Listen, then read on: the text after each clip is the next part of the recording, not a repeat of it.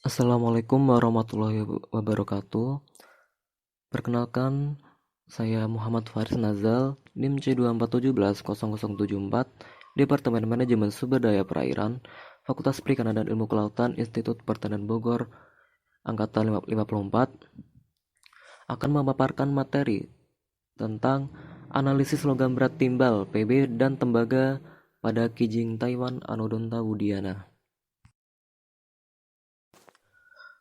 Perairan pada umumnya terdapat berbagai unsur maupun senyawa yang terkandung di dasar maupun pada sedimen perairan. Salah satu unsur yang terdapat pada kedua kolom perairan tersebut ialah logam berat. Logam berat atau heavy metal didefinisikan sebagai unsur atau senyawa logam yang memiliki massa jenis lebih dari 5 gram per cm kubik. Logam berat sendiri berpotensi toksik atau racun terhadap biota.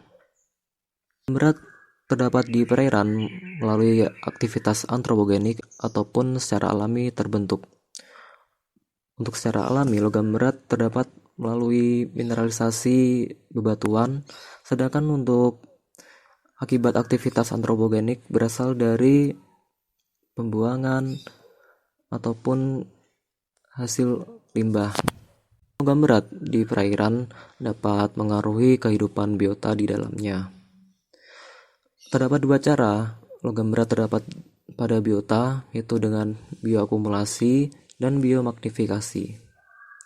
Bioakumulasi diserap oleh biota melalui sejumlah cara, terutama pada organisme filter feeder seperti Kijing Taiwan, yaitu Anodonta wudiana. Kijing Taiwan yang telah terkandung biota akan terakumulasi dalam jumlah dan jangka waktu yang lama dan akan menjadi berbahaya ataupun toksik ketika dikonsumsi oleh manusia.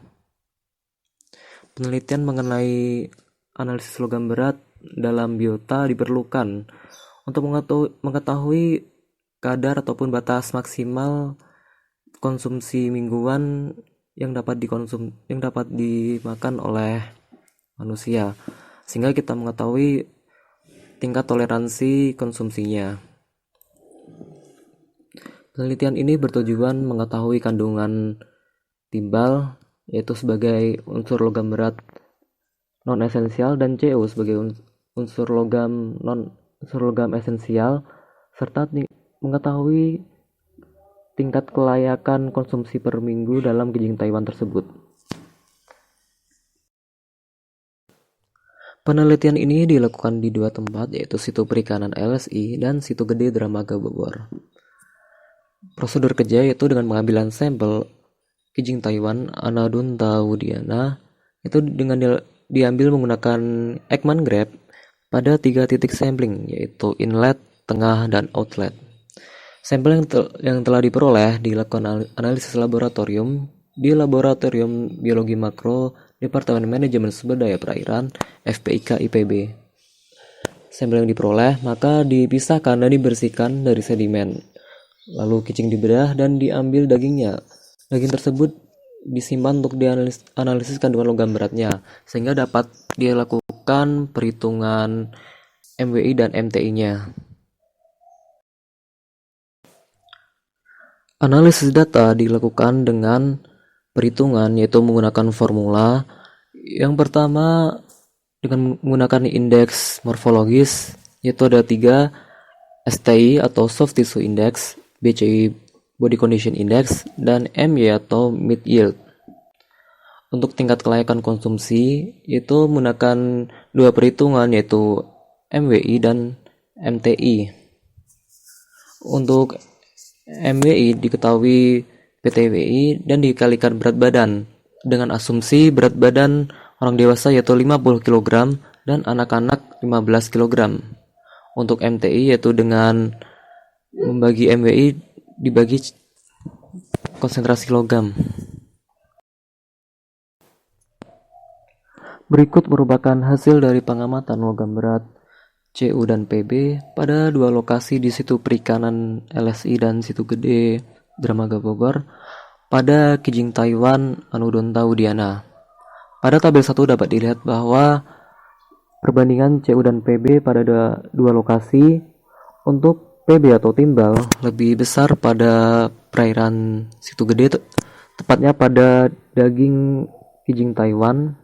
Hal tersebut dikarenakan lokasi Situ Gede yang merupakan daerah padat perumahan dan industri, sehingga banyaknya pencemaran limbah industri dan rumah tangga yang menghasilkan emisi gas hasil pembakaran. Dari hasil pembakaran tersebut dapat menimbulkan limbah timbal yang akan mengarah ke perairan dan tentunya akan diserap oleh Kijing Taiwan. Untuk CU pada situ perikanan LSI lebih tinggi karena biota yang terdapat di situ LSI lebih sedikit dibanding situ gede. Pada situ gede terdapat banyak sekali kijing Taiwan dan kijing lokal yang memanfaatkan CU karena CU merupakan logam esensial yang dibutuhkan oleh biota-biota sesil. Untuk tabel kedua yaitu nilai indeks morfologis antara MY, BCI, dan STI. Pada hasil dapat dilihat bahwa secara umum ketiga nilai indeks lebih besar pada kijing Taiwan situ gede. Hal tersebut jika dilihat pada MY atau milk yield, perbedaan nilai karena siklus reproduksi yang berbeda dan faktor lingkungan menurut Selig et al. 2012.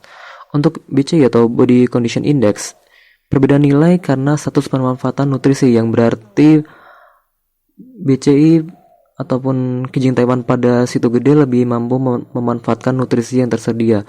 Untuk STI atau Soft Tissue Index tidak jauh berbeda, namun lebih besar pada perairan situ gede.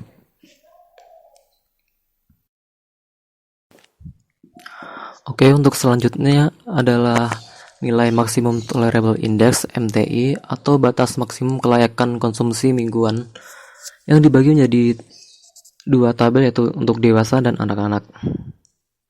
Untuk MWI pada kandungan PB dapat dilihat bahwa pada dua lokasi memiliki nilai 1,25 mg per minggu, sementara pada CO yaitu 175 mg per minggu. Untuk MTI dapat dilihat bahwa situ gede memiliki nilai MTI 0,777 kg per minggu, sedangkan untuk situ perikanan tidak diketahui. Sementara untuk CU pada MTI situ gede lebih besar dibandingkan pada MTI situ perikanan. Hal tersebut menandakan bahwa kijing Taiwan untuk batas konsumsi mingguan dapat dilihat pada nilai MTI-nya, yaitu nilai toleransi maksimum.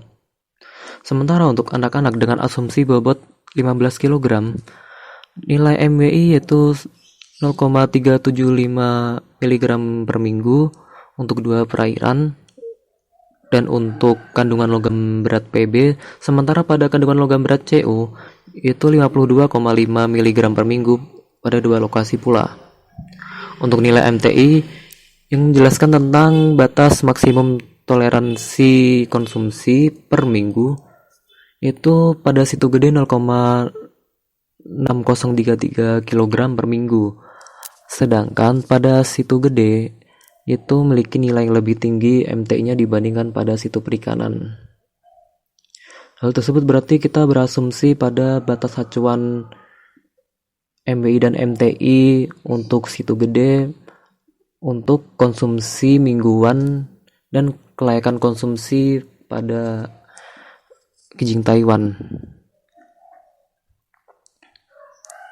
Konsumsi PB yang berlebih, terutama karena bioakumulasi dan biomagnifikasi dari PB dapat mengakibatkan keracunan atau toksik yang dapat berdampak pada gangguan fungsi otak, tidak berfungsinya hati, ginjal, serta organ reproduksi menurut Mirawati et al. 2016.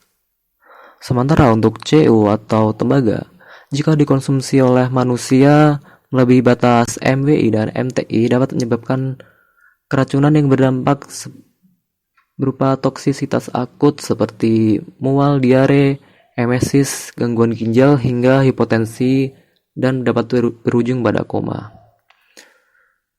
Hal ini menjadi indikasi bahwa kedua nilai tersebut, yaitu MTI-PB dan CU, menjadi acuan dalam konsumsi kijing Taiwan yang dipanen di dua lokasi, yaitu situ perikanan dan situ gede.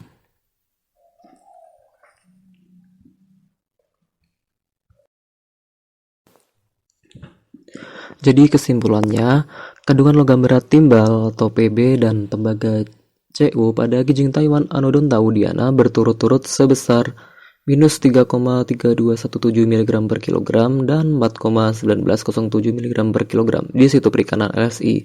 Dan untuk di situ gede sendiri sekitar 1,6087 mg per kilogram dan 3,4483 mg per kilogram di situ gede. Untuk batas maksimum konsumsi mingguan kijing Taiwan MTI yang mengandung PB pada dewasa dan anak-anak dari lokasi situ gede sebesar 0,770 kg per minggu dan 0,6033 kg per minggu. Sementara MTI pada CU di lokasi situ gede untuk dewasa sebesar 50,7496 kg per minggu dan anak-anak 15,2249 kg per minggu. Sementara di situ perikanan LSI yaitu 41,7591 kg per minggu untuk dewasa dan 12,5277 kg per minggu. Hal ini menjadi indikasi bahwa batas toleransi konsumsi MTI dan MBI dapat dijadikan patokan untuk warga sekitar di Dramaga, terutama di sekitar situ perikanan dan situ gede sebagai batas maksimum konsumsi mingguannya. Untuk saran dari penelitian ini, konsentrasi logam berat kijing Taiwan dapat dibandingkan pula dengan analisis logam berat bivalvial lain atau jenis ikan yang tertangkap yang ditemukan di dua lokasi.